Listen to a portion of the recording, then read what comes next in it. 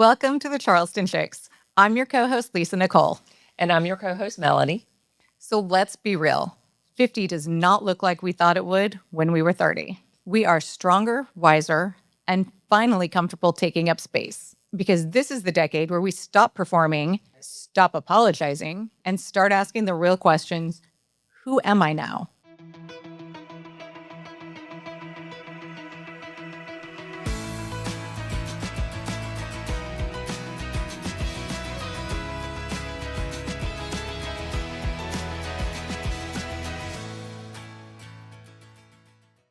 So, Melanie, who are you? who who am I now versus who was I? Sure. So I think this conversation is about our self-discovery Absolutely. at this stage in our life, right? Yes. Because I can take myself back to my late teens, early 20s, and I truly thought at that time I had a great sense of myself. Oh, Melanie. I know how self-delusional I was. Right? I really did think, oh, I know who I am. And it's not that I didn't know who I was, but you don't have so much life experience. No. And it's that experience that puts you in situations to where you have, as you get through them, that you discover things about yourself or have experiences you have to figure out your way through that gives you a better sense of yourself. So at 18 to 22, 3, 4, I hadn't had, I had some life experience. Okay, but not a ton. What about your 30s and 40s? Because in my 50s, I feel like this is the best decade yet, the best decade there is. I feel stronger, wiser, love my life so much more than in my 30s and 40s. Well, so in my 20s, I thought I knew who I was, really, really did, right? Because I didn't have experience. 30s and 40s, you and I both were married, raising kids. Yes. And so, which I loved, by the way. I don't mean to take anything away from that. Raising my kids has 100%. Been the best thing I've ever done in my life. I feel the same way. I mean, my kids are my life, but goes on the back burner. Yeah. There's no, okay, I'm going to figure myself out while I'm raising toddlers. And you raised 4 of them. I did. I did half the work. I only raised 2. But there's no, you're not, and we were married. So there's that too. So there's no time. That's not the space and place where women are self-discovering, because you are self-sacrificing during those years. That is so accurate. Is necessary to do that when you're raising children. There's an aspect of that actually makes perfect sense. And so there's no shame in that, and there's no guilt in that. So here we are post raising kids. Our kids are mostly grown and we're no longer married. And so, like a lot of women our age, find themselves in the exact same place we are in. And suddenly you're like, actually, who the hell am I? Yeah. And what do I care about? What do I want out of life? And how do I make that happen for myself? It's just a whole new world opens up. I agree with that. I agree 100%. We kind of self-abandon when we're raising our children. Mm-hmm. Everything is for our children and our family as it should be. Not should be, as we wanted it to be at that time. Because, yes. Some of that is the expectation. Right. But I wouldn't trade that for anything in the world. Raising my kids, being there for my kids, for all the things I could, is the greatest thing in the world. And we're all really close now. And I think it's because of that and how I raised them. And I love it. But being in our 50s, oh my gosh, it's finally about us. Like, it's finally what we want for us, who we want to be, where we want to be, what we want to do. We've both completely started our careers and lives over in our 50s. And it's been incredible. I love this decade. And I remember when I was a little girl and my grandma was in her 50s, late 50s, or she looked like a grandma. She looked the gray curly short hair, the muumuus, the slippers. Like she looked like a grandma. Girl, we're the same age as the Golden Girls were when they were on television. No way. Are we really? That's wild. But Times it's have so changed. different now. Oh, I Lord. mean, yes, now we know about health and longevity and taking care of our skin and eating the right foods and the things that make us stronger and wiser. And I just feel like we've lived so much. We've been through so many things, and now we're able to take that and use it in a beautiful way. Like all the hard things, all the horrible things, now the beauty comes from all of that. And Yeah. we get to live this incredible life however we want to live it. And nobody has to say in it except us, which is amazing. But you don't see it coming. No, you don't. You don't see it coming. And I don't know I've why, never- I don't know why that is. Well, I've never even thought about it. I never even thought, well, my 30s will be like this, my 40s like this, my 50s like this. I do remember some people saying your 40s are your best years.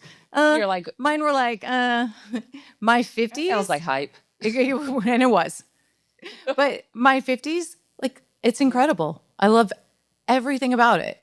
Yeah. I mean, I love my relationship with my adult kids. I love my personal relationships, my friendship with you. I love that we get together and get to have our wine, our everything we want to do, our careers, working for ourselves, doing things for ourselves, doing this podcast. Yes. We could have never done this 10 years ago. No. And this is the best there is. It's just, I love it. I love being in our 50s. Yeah. And I will say, so figuring out, it gives us the space to figure out who we are, Yeah. what we care about, a lot of self-acceptance, and also looking at the things. Unfortunately, we are not perfect. I know. Well, You- we're use almost, us. it's almost there. Almost. Use We're us. like this far, you know? We're, We're so close. But I will say, coming out of my marriage, which my divorce was final in early 2020. So definitely, I'm 6 years definitely out, legally out, and I really found myself like I don't. And I was married for 25 years, so I found myself not wanting to repeat patterns, and Yeah. so having the space and taking the time to look at my patterns of behavior. I mean, it takes two relationships, two Absolutely. people, but what were the patterns of my behavior that kept me in that situation and kept me from growing? And because I really do have a growth mindset, and the space of where we helped me to gave me this, the time to do that reflection, that introspection. And it's a work. It's always a work. But I was able to really identify for me some patterns of behavior and some things about myself, and the things about myself that I wasn't wholly comfortable with, and worked on loving all parts of myself and my personality, accepting all the things about me that not everybody appreciates. But you I do. I very much appreciate all those things. And so that's part of the figuring it out, because this developing even more self-awareness and introspection. Self-awareness and introspection. Self-awareness and introspection is so important. And that's a big part of being in our 50s, being able to see all of that. Yes. I feel like I'm constantly growing, and I love that. And I love that I can see where I would have done things differently, or I can now look back at mistakes made and learn from those. And it makes me who I am now. So what's the biggest thing that you've learned about yourself that maybe you didn't know before, like in your 30s or even 40s or younger? That I can do it all and have it all and be exactly who I want to be in my own way. And that all I really need to make that happen is a belief in myself and the people around me who love me and lift me up. Okay. So I want you to go deeper than that. like I want a personality. I want to know something specific Oh, about your personality that, because maybe, I mean, this is, I'm asking you the question that I want to ask okay. myself, but, maybe it's not, I mean, maybe it's different for you, but what is there something, is there anything you've come to accept about yourself that maybe you either didn't know about or found that you weren't so accepting in your That life? I've accepted about myself or worked on Yes. changing about myself? Either or. Okay. So I've always been a people pleaser. My whole life I've been a people pleaser. Which is And heavily rewarded oh, I'm by society. by society, by the church. But Yes. I am working very hard to not do that anymore and not make the peace for keeping the peace and to be a much stronger. I have learned I'm much stronger than I thought I was, and that I'm still learning and growing. I mean, but there's always things I'm trying. If there's a pattern I have seen in myself that I don't like, I'm working at changing those instead of just accepting them because I want to be the best version of me I can be. What pattern are you working on? You knew I was going to ask that question. The pattern I am working on right now is being able to communicate openly my needs, my concerns, without the fear that anyone is going to be angry at me, and just doing it. And you hold me accountable for that, which is pretty awesome. Thank Yeah. God for you holding me accountable for things, you know?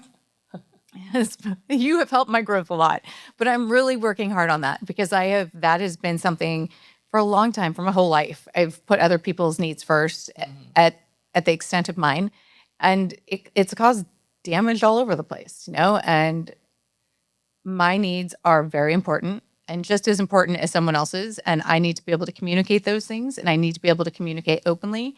I am learning and working hard at being able to communicate more openly with everybody, not just with you. Yeah. It's so weird to me that it's always been from day one, it's been so easy for me to communicate with you. I've never once worried about not telling you my needs or my ugly truths or my good, but I've never been able to do that with other people. So you have helped Yeah. me to work on that a lot. And I've realized how that's damaged how that's damaged me and some relationships. And so I'm working very hard at expressing my needs in a kind way, but expressing my needs and not putting everyone else first all the time. You know, I do relate to that with you. I think we definitely share some similarities in that behavior because I had that in specifically in my marriage where I was not expressive of my needs and fearful of same thing like negative reaction and sometimes the negative reactions it's like a vicious It is. circle thing.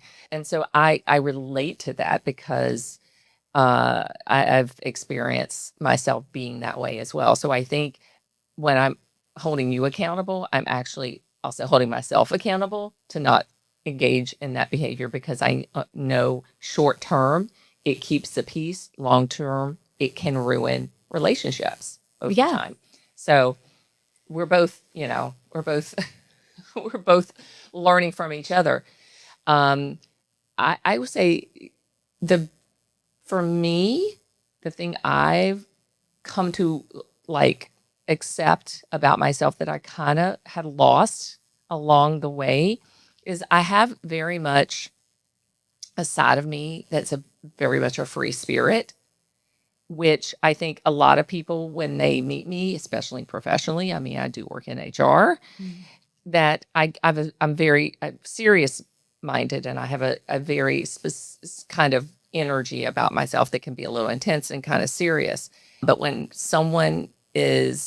I'm with someone who there's a lot of trust and understanding and it's very safe, there's this whole side of me, this kind of free spirited, playful, a little unconventional, a little pushing the envelope side of me that can come out. And it was very much suppressed for like a couple of decades. And that kind of surprised me. And then I have friends like you who embrace that side of me I love and that side of encourage you. that side of me, you among other friends that I have. And that's been like, wow. Wow. Like, and You I look, couldn't use that before. You couldn't be no, that, and I now couldn't you be get that to way be. before. And I get to have all sides of myself, Yeah. out there. And That's the great it's thing in our freeing. 50s. Yeah, it's so freeing to just to be able to be us and who we truly are and not have to worry about anything or anyone anymore. That's what I think a lot of women who are our age have experienced some variation of what we're talking about. I agree. And you just don't see it coming. So I'm going to ask you to do something. I want you to describe yourself in 3 words, how you were in your 30s, who you were in your 30s, and 3 words, how you are now in your 50s. Ooh, okay. In my 30s, I was timid, very self-sacrificing. I let other people have too many opinions about my life. I don't know if there's a word for that because I just made it a really long sentence, but other people would tell me what to do and I would do it. Okay. Now, I am strong. I am independent. I am excited about life. that's amazing. Okay, your turn. So in my 30s, I think I was frustrated. Oh, In my 30s. yes. I was frustrated without an outlet for that frustration, or didn't feel like I had an outlet. I was self-sacrificial. I had parts of myself, I was unknown to myself in many ways. Okay, so what about now? Now I am, A little bit wild. I am unafraid of, I'm unafraid. I am compassionate but unapologetic. That's 2 words, but you know what I mean. That's yes. And you are all those I am things. compassionate, but I am unapologetic, Yes. and I'm ambitious. And you have your friends' backs no matter what. Absolutely. You're an amazing friend. Listen, I will always have my friends back. I'll have your back in public, even if I have to turn in private and ask you what the hell you're doing. Yes. But no one else needs to know that. Same. Right? That's absolutely accurate. So I would say to our listeners or viewers, think about how you would describe yourself right now, 3 words. And you can think about what it looked like, back in your 30s, and what it looks like now. And take a minute to, honor your own evolution. And if you don't like the 3 words when you hear them about how you feel about yourself now, then you've got the time to do some work. And, this is the perfect time to do it. Because, if you listen to Lisa and I, our words are so different. And specifically from 30s to 50s, we've gone from, small to bold. We're completely different people now. Yeah. I love that. All in all, we are loving life in our 50s. We've figured out who we are, what we want, and it's a great time of life. Yeah. Life is meant to be lived. Yes. And when you get this far in life and you can see and get this to, in this knowing place, it becomes even more precious to live it exactly, authentically, and for yourself. And it literally is a gift you give the people in your life. Truth. So I think the best advice is go for it. Go for it. So live life unapologetically. Thank you for joining us this week. We're so grateful for you, and we'll see you next time. Can we do